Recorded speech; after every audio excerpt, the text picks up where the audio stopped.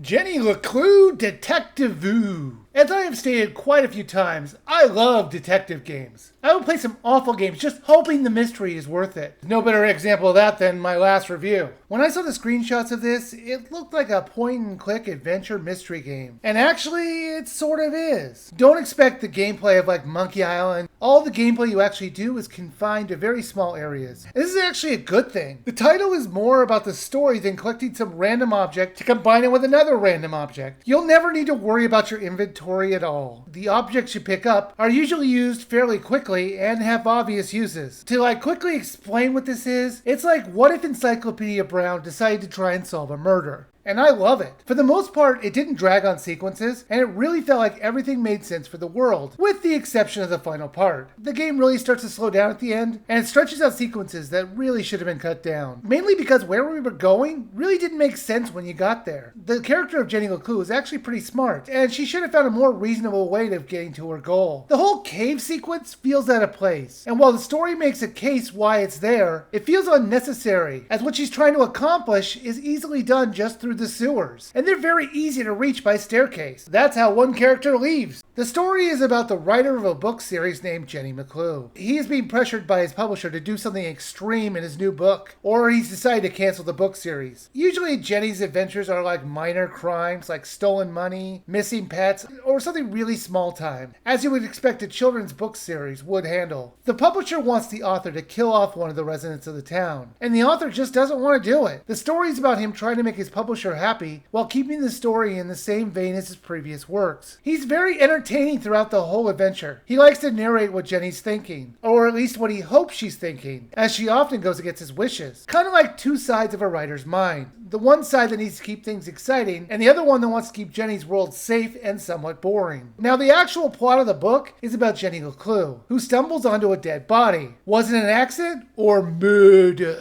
The story has Jenny messing with crime scenes, escaping her guardians, finding mysterious radio signals, and also finding out there might be a secret to this town that you might not believe. Now, like I said, I really like this game. You normally won't stay in locations too long, and it has a very stylistic look to it. I loved how you could search for clues on people and things. Then you have to put the clues together to come up with some kind of conclusion. Everything about this was fantastic. Another great thing about this was that everything was voiced. Unlike a lot of games where they use voice clips in certain parts, and then just have text for the rest, every line of dialogue is voiced. You could choose to advance lines of dialogue with a button, or have it go forward when people stop talking. I've never had the go forward when they stop talking option on any other game I played, because there's always some kind of awkward pause between when they finish their line and when the next line starts. Not in this game. It has almost the perfect amount of time, and I love not having to worry about advancing the text boxes. You really don't have to worry about making a mistake. The game has no game overs as far as I could tell. It'll let you experiment between the clues, and if you get it wrong, you can just try a new combination. It's not a difficult title at all. It has simple platforming, and the levels were designed so well, it's easy to know where to go. There are a few puzzles to do, and get ready to do this twisting puzzle a few times, as it seems to be the creator's favorite type of puzzle. I think it shows up at least 4 times with different difficulty, as well as a light puzzle that shows up a few times. It was very strange. Why wouldn't they come up with new puzzles instead of rehashing the same ones? That being said, they actually do have a fairly clever and difficult one towards the end part of the game, and it kind of felt out of place with the tone and puzzles. However, you get unlimited time with it, so you will eventually get it. As much as I liked a great deal of this game,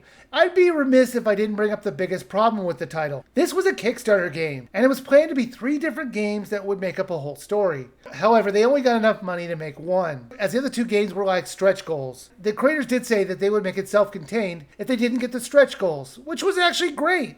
Only this isn't true. The game ends on a huge cliffhanger. While the truth behind the dead body is revealed, it is a little disingenuous to say it's the driving mystery of this game. It never really felt like we were solving the mystery of the dead body, as the whole game is really about the hidden mysterious structures found around and under the town. And also the men in black that is possibly coming to kill you or your loved ones, as well as the radio signals she intercepts. The body is connected to these places that you go to, but it's kind of a lesser thing. Since we're led to believe this is a book that we're playing on the screen, I did have to wonder why a book would ever end the way it did. It's also a choose-your-own ending sort of thing. So how is that going to be picked up in the next game? Is one of these choices canon, or are they just going to have 3 different possible beginnings? I do wish this was actually titled Jenny LeClue Book 1, or in actuality, Book 37 or 38, since in fiction there are quite a few of these books in the Jenny LeClue world, but that would just be a very confusing title. In any case, If they were more open with the fact it wasn't a completed story, it wouldn't have made the ending feel like they ran out of money and just had to wrap everything up fast. The game did let you take your own ways of talking to characters, like giving you two options to basically be the nice route or the mean route.